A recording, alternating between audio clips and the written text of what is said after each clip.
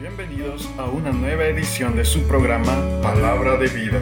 Con ustedes, el pastor Francisco Teodoro. Capítulo 1 de Santiago. Y vamos a comenzar esta serie hoy acerca del libro de Santiago. Es uno de los libros mucho más difíciles de predicar, pero mucho más práctico. Capítulo 1 del libro de Santiago. Amén. Dice las Sagradas Escrituras de la manera siguiente, los primeros 11 versículos. Santiago, siervo de Dios y del Señor Jesucristo, a las 12 tribus de la dispersión, saludos. Hermanos míos, tengan por sumo gozo cuando se encuentren en diversas pruebas, sabiendo que la prueba de su fe produce paciencia. Pero que la paciencia tenga su obra completa para que sean completos y cabales, no quedando atrás en nada. Si a alguno de ustedes le falta sabiduría, pídala a Dios, quien da a todos con liberalidad y sin reprochar, y le será dada. Pero pida con fe, no dudando nada. Porque el que duda es semejante a una ola del mar movida por el viento y echada de un lado a otro. No piense tal hombre que recibirá cosa alguna del Señor. El hombre de doble ánimo es inestable en todos sus caminos.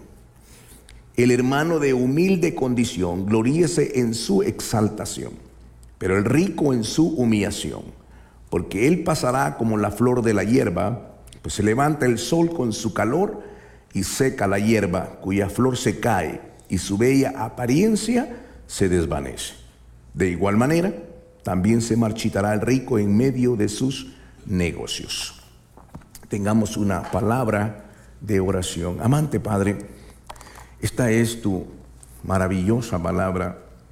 Señor, fue exhalada por tu Espíritu para que nosotros la comprendamos, para que la entendamos, Señor, y que vivamos conforme a tu palabra de una manera digna y agradable a ti. Nos hemos reunido hoy, tus hijos, para escuchar esta palabra que viene de ti. Queremos escuchar tu palabra, Señor. Queremos obedecer tu palabra. Ayúdanos, Señor, que tu Espíritu Santo pueda encontrar en nuestro corazón una tierra fértil para plantar esa palabra, que seamos dóciles y humildes para recibirla en el nombre de Jesús. Amén y amén.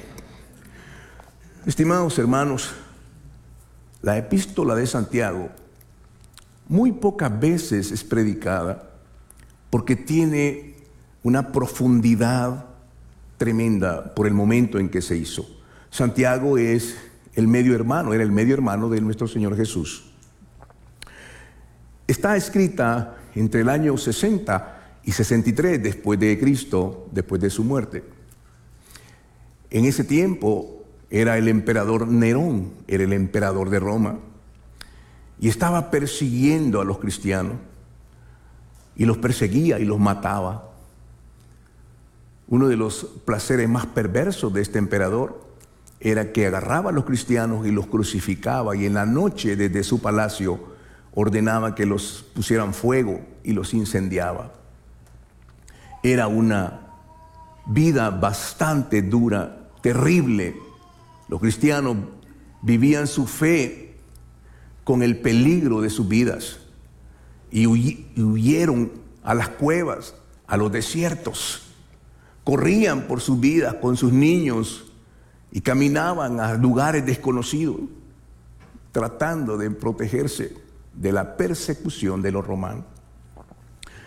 Y de una manera muy interesante, el apóstol Santiago, inspirado por el Espíritu Santo, le dice a las tribus que están en la dispersión, a las 12 tribus de la dispersión. Esta carta es dirigida a esos hermanos que están huyendo, que están con sus niños corriendo desesperadamente. Están buscando, han dejado todo atrás, corriendo por sus vidas, por su fe. Y ahí en ese momento, de una manera sorprendente, extraña y que no tiene una lógica, el apóstol Santiago le dice: hermanos míos, tengan por sumo gozo cuando se encuentren en diversas pruebas. ¿Cómo podemos entender esto en la mente? ¿Cómo le podemos decir a alguien en esa condición: hermano mío, ten por sumo gozo cuando estés en esta situación? Disfruta, ten gozo en ese momento. Es algo que no lo podemos comprender. ¿Cómo le puedes decir a una persona, hermano, que acaba de tener un infarto, y le dices a sus niños, a su familia, tengan gozo? ¿Cómo pueden tener gozo en medio de esta circunstancia? ¿Cómo le puedes decir a un padre, ten gozo, cuando tu hijo está en la sala de emergencia, que acaba de ser un accidente, está a punto de morir? Y le puedes decir, hermano, en medio de esta prueba puedes tener gozo. No existe una manera para poder entender esta realidad. ¿Cómo le puedes decir a una persona que está en cáncer, muriendo, a una persona que, hermano, a un padre de familia que tiene un hijo con un retraso mental, ya es un adolescente y le está cambiando los pañales y acaba de perder su empleo? ¿Cómo le puedes decir a esa persona, ten gozo en medio de esto? ¿Cómo le explicas eso? ¿Cómo puede ser esta palabra, ten gozo en medio de esto?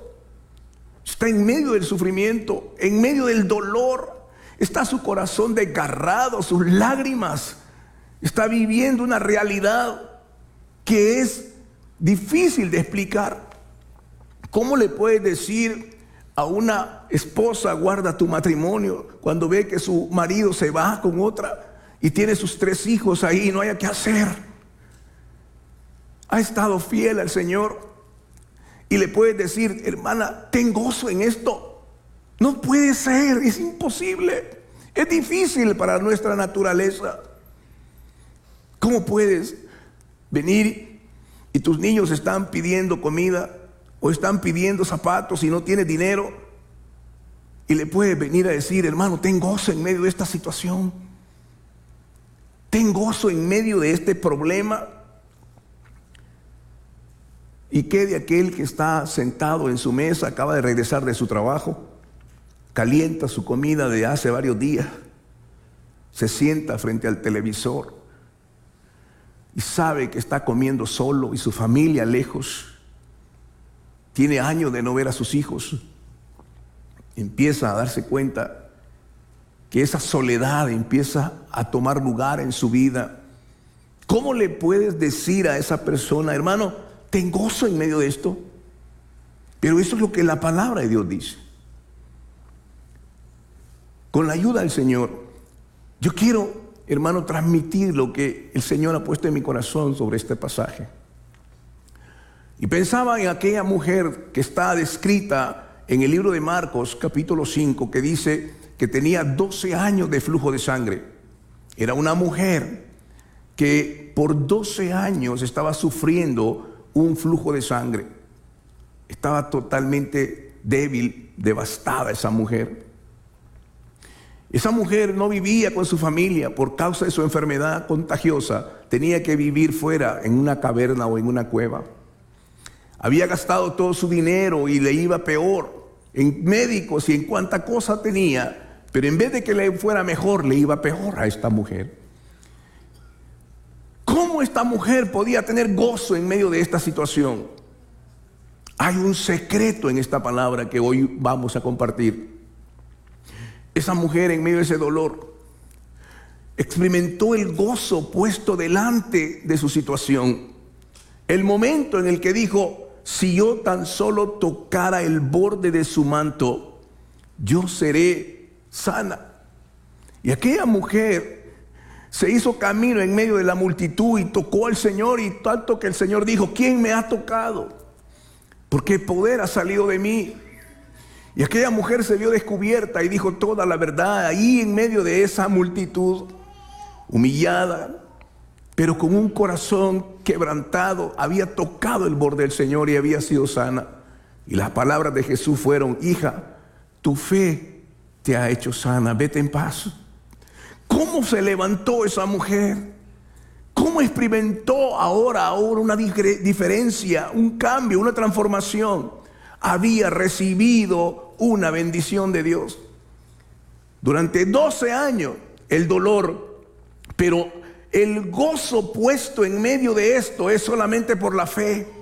Es mirar lo que Dios va a hacer el día que viene y encuentra nuestro corazón y levanta a esa mujer. El gozo que vino sobre ella, la alegría que vino cuando Dios tocó su vida, ese gozo que vino, esa fe inquebrantable. Si tan solo toco el borde de su vestido, ¿qué de aquel leproso que está viendo su cuerpo descomponerse?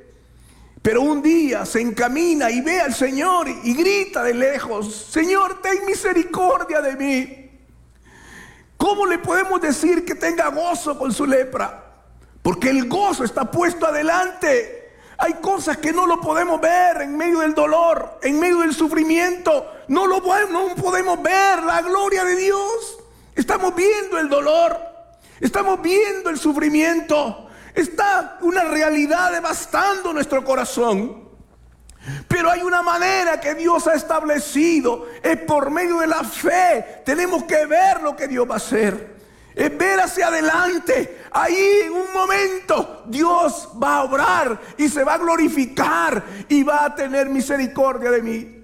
Y ese momento vino. Los leprosos llegaron y la gracia del Señor tocó a esa gente. Y les dijo: vayan y preséntense ante el sacerdote. Y mientras caminaban empezaron a ver el milagro. ¿Cómo se sintió esa gente? Era gozo, era un gozo maravilloso. Así como aquel paralítico a la puerta del templo de la Hermosa.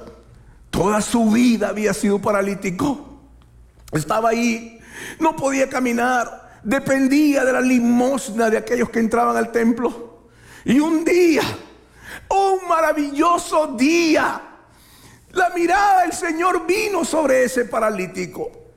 ¿Y qué ocurrió? Aquel hombre esperando recibir una moneda. Y Pedro y Juan le dijeron: no tenemos oro ni plata, pero lo que tengo te doy. En el nombre de Jesús, levántate y anda.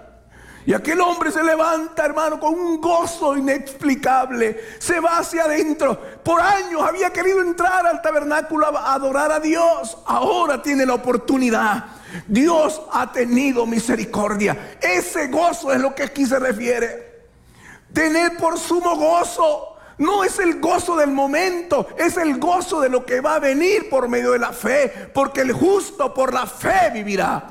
Es por la fe. Yo sé que estoy en esta situación. Yo sé que estoy quebrantado ahora. Pero por la fe el Señor me va a tocar ahí. Dios ha prometido en su palabra.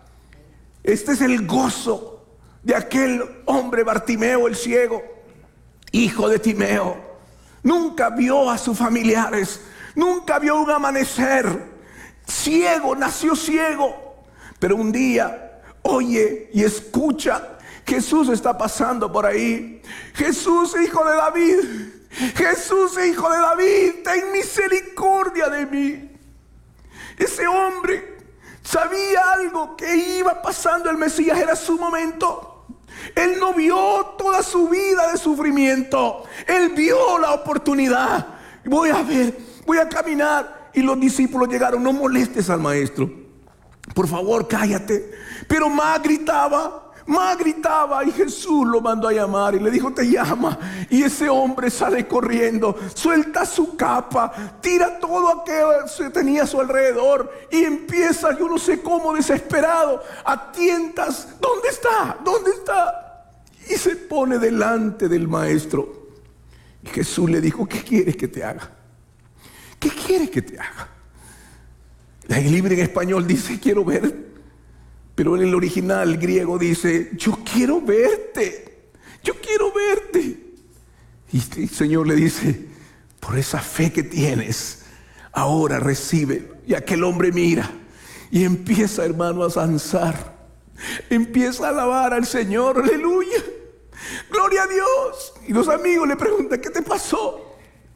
Tengo un gozo inexplicable. Este gozo deja atrás todo tu sufrimiento. Ese gozo que está allí es ese gozo que viene de la palabra. Ese gozo, tener por sumo gozo cuando te encuentres en prueba. Porque esa prueba de fe produce paciencia. Y esa paciencia viene sobre ti hasta que tenga la obra completa, no quedando atrás. Ese sufrimiento ahora puede venir y tomar dos acciones. Número uno, puedes convertir ese sufrimiento en tu objeto principal y hundirte bajo tu presión.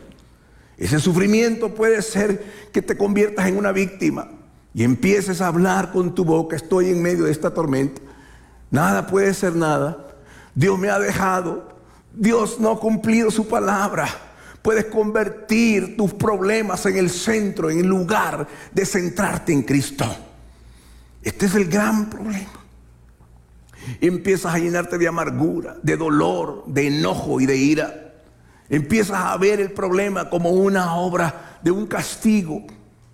Y no has entendido que Dios dice en medio de ese dolor: yo tengo algo adelante que ahora no lo puedes ver. No lo puedes ver. Solo puedes ver ahora lo que está pasando en tu oscuridad, en tu problema, en tu dolor.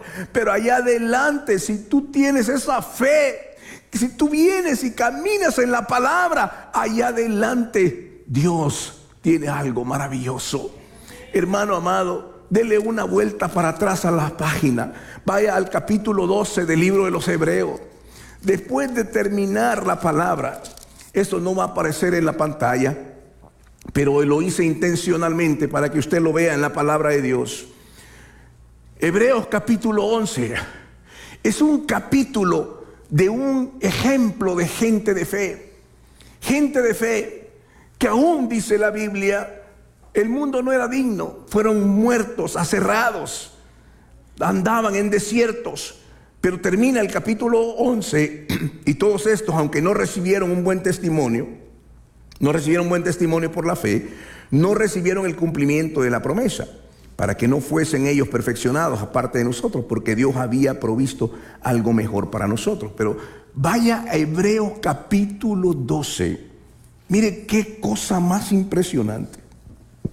Por tanto, nosotros también, teniendo en derredor nuestro tan grande nube de testigos, todo el capítulo 11, despojémonos de todo peso y del pecado que tan fácilmente nos enreda, y corramos con perseverancia la carrera que tenemos delante de nosotros. Escuche con atención este versículo: puesto los ojos en Jesús. En medio de tu dolor, puesto los ojos en Jesús.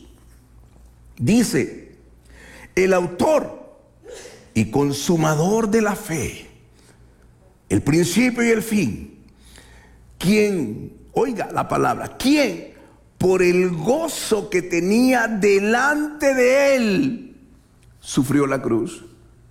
El gozo que tenía delante de él sufrió la cruz. Y dice más, menospreciando el oprobio, y se ha sentado a la diestra del trono de Dios. Cuando vemos a Cristo en la cruz, después de haber transitado 3 kilómetros con una cruz a cuestas, en medio de esas calles polvorientas, recibiendo látigo, recibiendo toda clase de oprobio, estaba sufriendo. Él podía quedarse viendo ese sufrimiento, él podía ver ese dolor. Le pusieron una bolsa en su cabeza y le daban de puñetazos. Profetiza, ¿quién te golpeó? Hermano, le mesaron la barba, le quitaban con una tenaza los pelos de su barba. Eso era ensangrentarlo. Le pusieron una corona de espinas, se la sembraron en la cabeza y le perforaron el cráneo. El dolor de su sangre. ¿Qué dolor estaba experimentando el Señor? Es el ejemplo. Lo colgaron en la cruz, lo clavaron, perforaron sus manos y sus pies, lo injuriaron. Tenía sed. Tengo sed. Le dieron una hiel amarga que no la pudo tomar.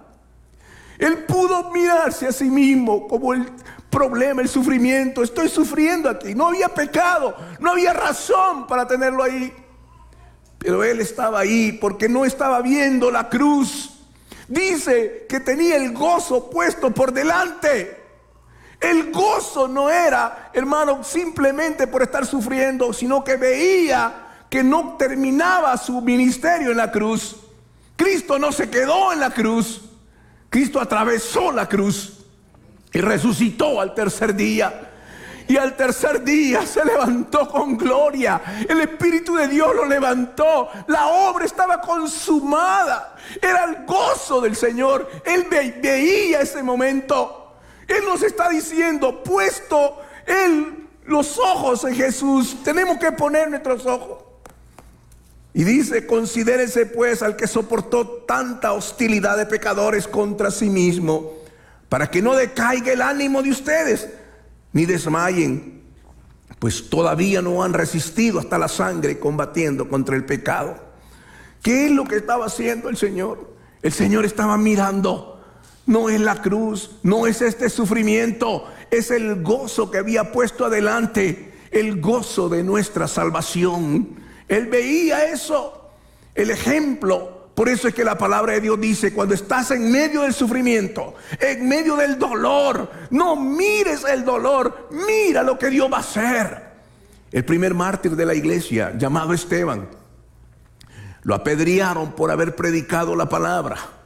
Y aquellos líderes espirituales religiosos lo golpearon, lo tiraron de piedra y lo mataron.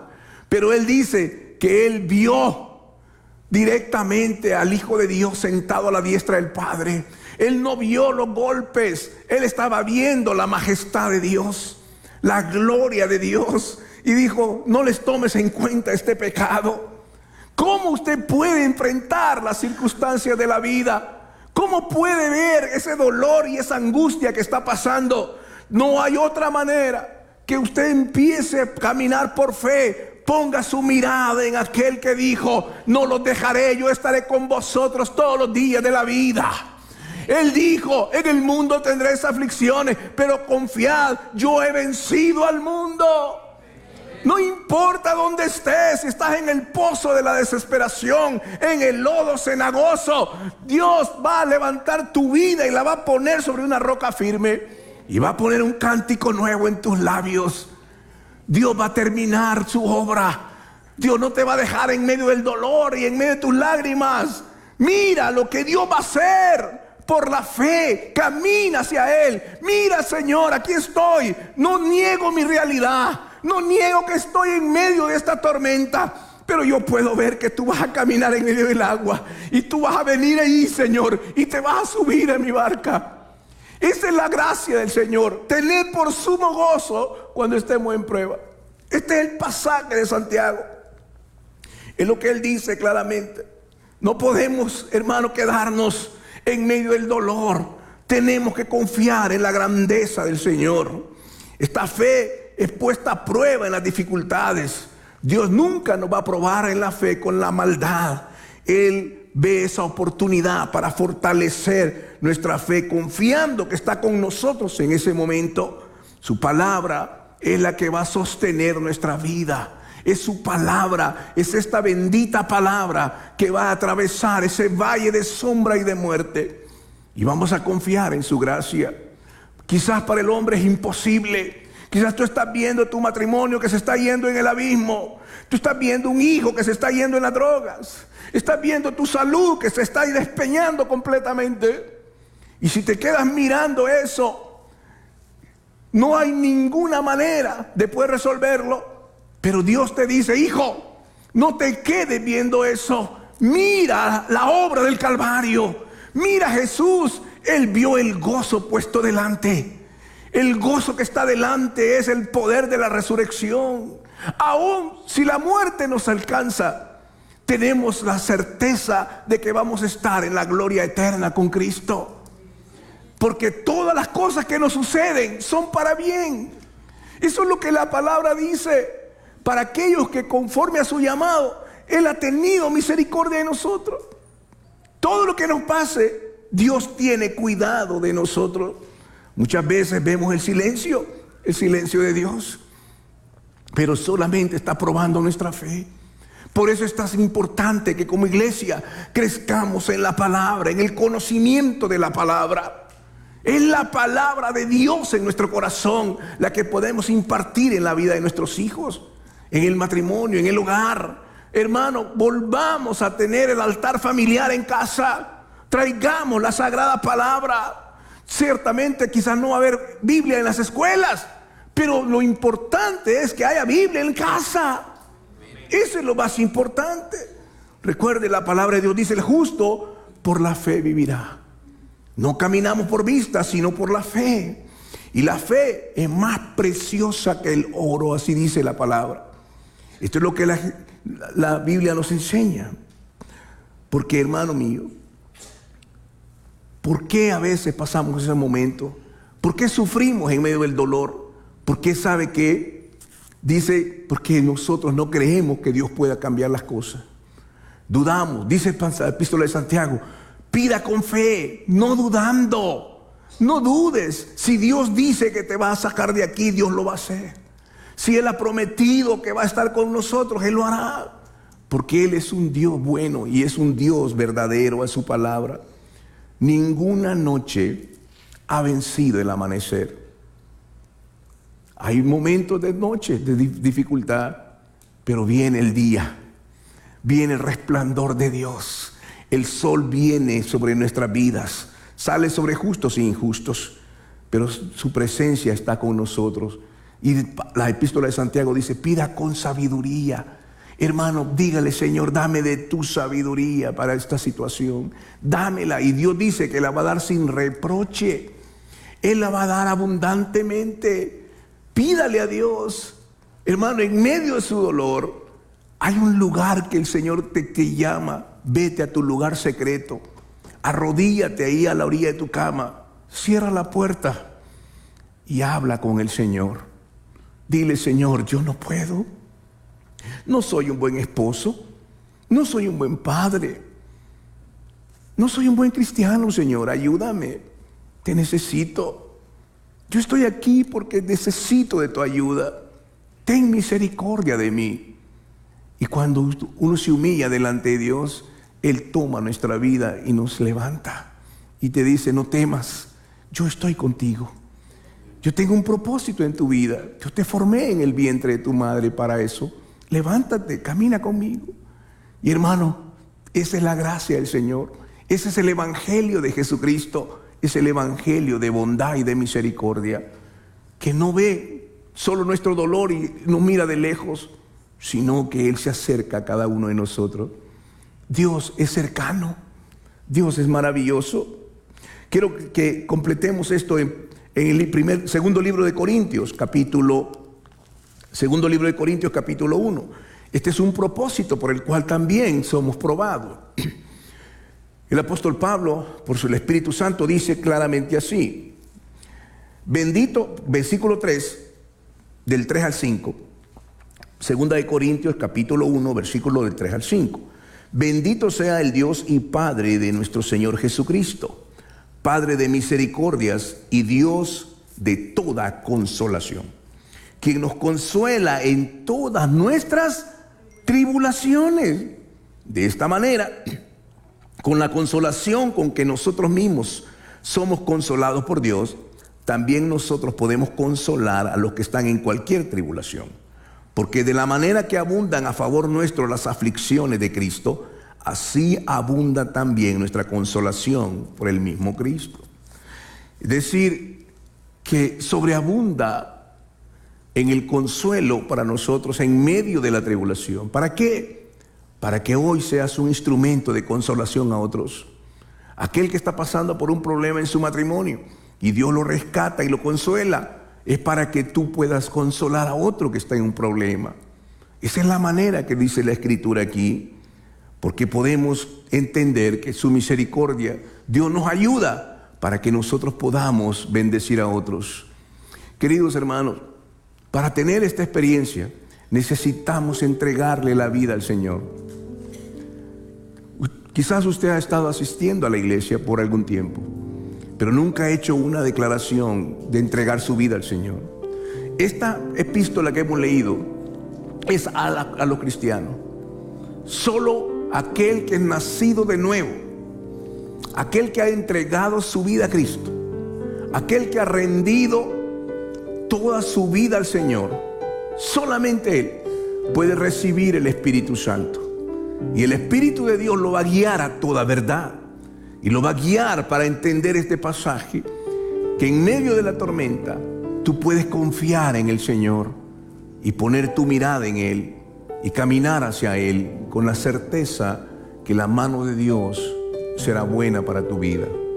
Amado Señor y Padre nuestro que estás en los cielos, Señor, esta palabra humanamente bien difícil entenderla.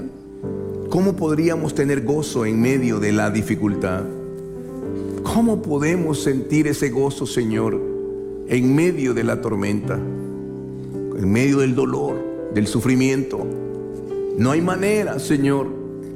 Padre, nos vemos imposibilitados para poder resolver esto. Pero yo te suplico, Padre del cielo, que por tu Espíritu Santo nos revele, Señor, que tú no nos dejas abandonados en ese lugar. Nos das un camino que es el camino de la fe. Y por medio de la fe podemos alcanzar, Señor, Padre, ese momento de gozo donde todo este sufrimiento quedará atrás y podemos disfrutar de la plenitud. Tú eres un Dios de restauración.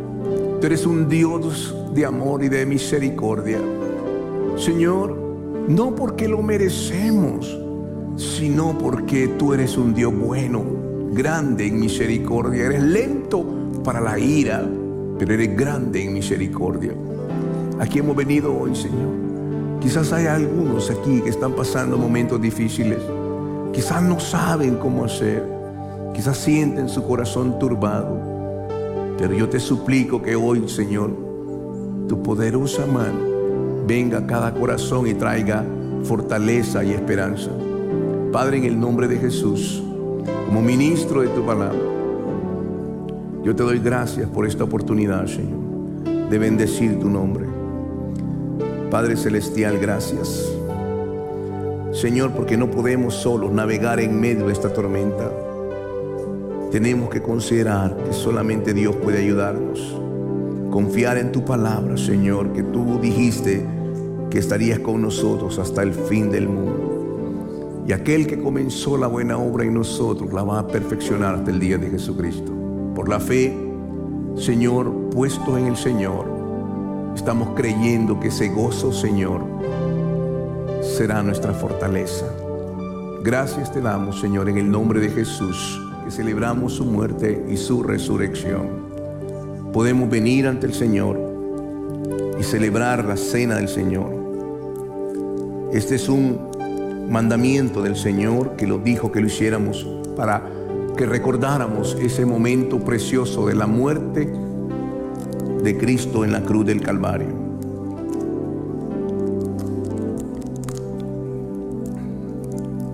Dice la palabra del Señor: porque yo recibí del Señor la enseñanza que también les he transmitido, que el Señor Jesús, la noche en que fue entregado, tomó pan y habiendo dado gracias, lo partió y dijo: tomen, coman, este es mi cuerpo que por vosotros es partido.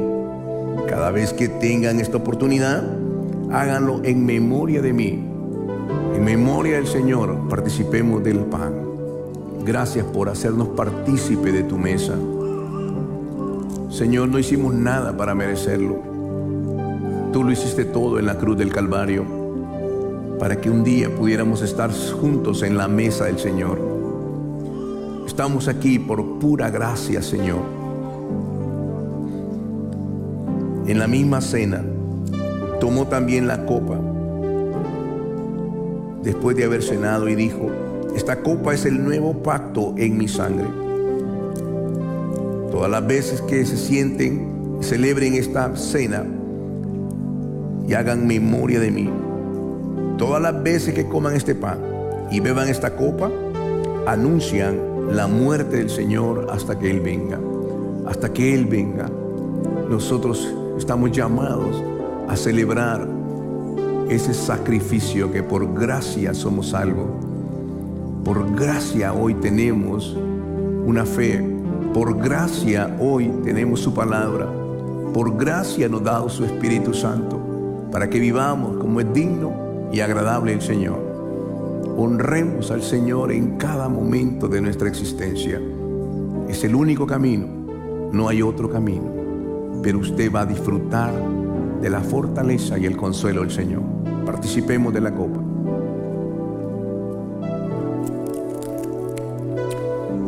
Amado Señor, gracias por darnos esta oportunidad.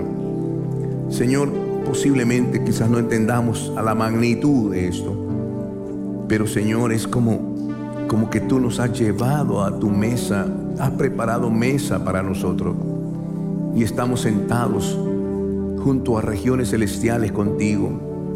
Esto es una alegría, un gozo, Señor, estar delante de ti y poder entender, Padre, que esta comunión, esta cena, lo podemos hacer, Señor, contigo, y un día lo haremos en el cielo contigo, Señor. Te damos gracias por cada uno de mis hermanos, los bendecimos en el nombre del Señor. Padre, que tu gracia, tu misericordia y tu bondad sea sobre cada uno de ellos. Guárdales en el camino, guárdales, Señor, en cada momento de su vida. Fortalécelo, Señor, levanta los brazos que está desanimado, provéele al que no tiene, fortalécelo en medio de su prueba y su dolor, para que el gozo del Señor sea nuestra fortaleza. Los bendecimos en el sagrado, bello y poderoso nombre de Jesús. Amén y amén. Hemos llegado al final de su programa Palabra de Vida. Le invitamos a mantenerse en sintonía de nuestra próxima edición. Asimismo, le invitamos a interactuar con nosotros en nuestra página de Facebook Palabra de Vida y en el canal de YouTube del Pastor Francisco Teodoro. Que Dios les bendiga.